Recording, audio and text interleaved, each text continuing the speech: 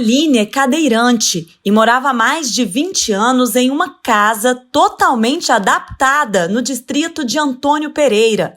No ano passado, ela teve que sair do local por causa da barragem da Vale e agora, na nova casa, se vê obrigada a enfrentar inúmeras dificuldades. A adaptação, 20 anos lá, foi ótimo, foi muito bem escolhido.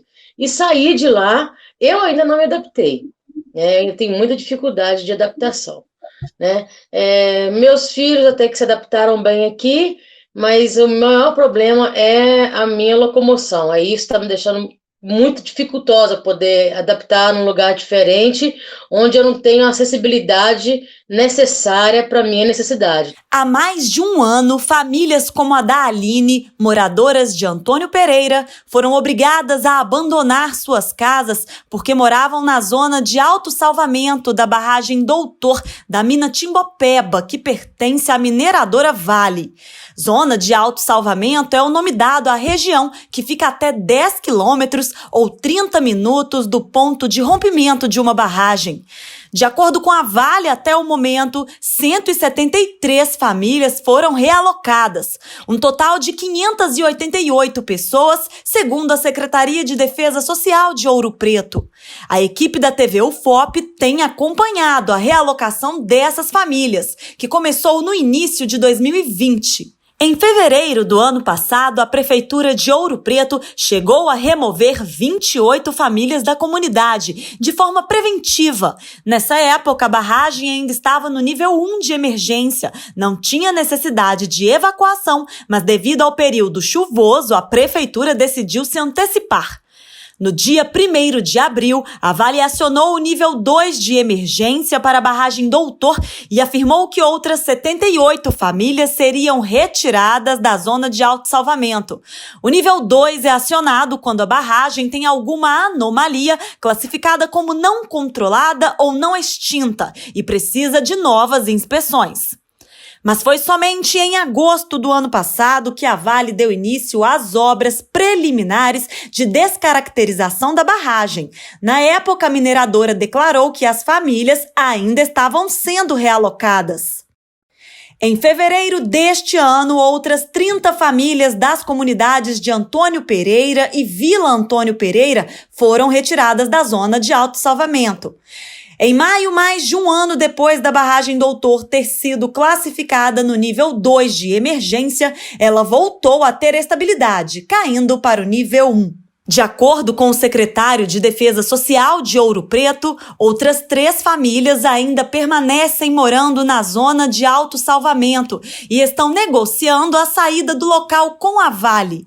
O secretário explicou que somente após a retirada dessas famílias será possível dar início às obras de descaracterização no dique principal da barragem. Mas aí pode ser que a justiça determine, não sei, porque depende do juiz da causa, né?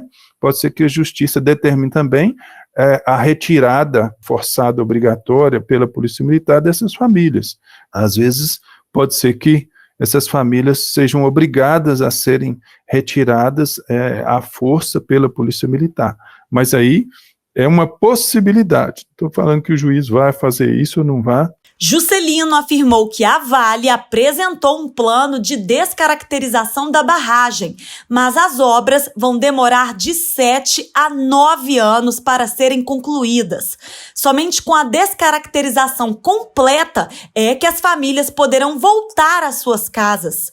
O secretário disse ainda que a prefeitura elaborou um plano de segurança para evitar os roubos nas casas que foram desocupadas. Há muitas reclamações de violação dos imóveis que foram evacuados, de roubos, depredação, de furtos, enfim, e por conta disso, a Secretaria de Defesa, juntamente com a empresa Vale, mais Polícia Militar, Polícia Ambiental, Ministério Público, nós nos reunimos e estamos conversando e pensando em formas e aplicação de medidas de segurança para o distrito, para que a gente possa diminuir essa curva, essa incidência a maior de crimes lá no distrito de Antônio Pereira. Em Enquanto esperam, essas famílias são obrigadas a tentar seguir em frente, longe de tudo que construíram ao longo da vida.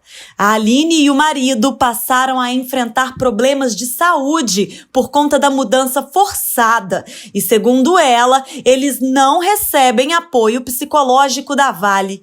A mineradora é a responsável legal por arcar com todos os custos causados pela retirada dos moradores. Meu marido, ele já teve síndrome do pânico, mas já fazia 10 anos que ele não tinha uma crise da síndrome do pânico. Aí, com esse problema, voltou a ter, sabe?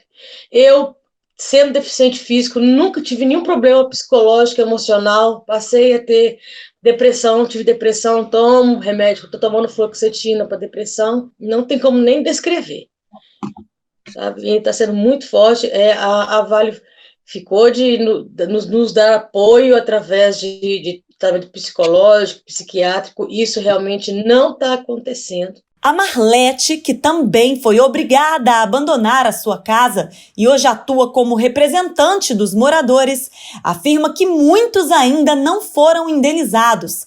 Ela explica que a saída das pessoas de suas casas foi a parte mais difícil para as famílias. Um dos principais motivos e dificuldade para elas é o afastamento afetivo, né? Primeiro, que é o afastamento da comunidade onde ela mora durante 60 anos. A maioria das famílias que são nativas de Antônio Pereira.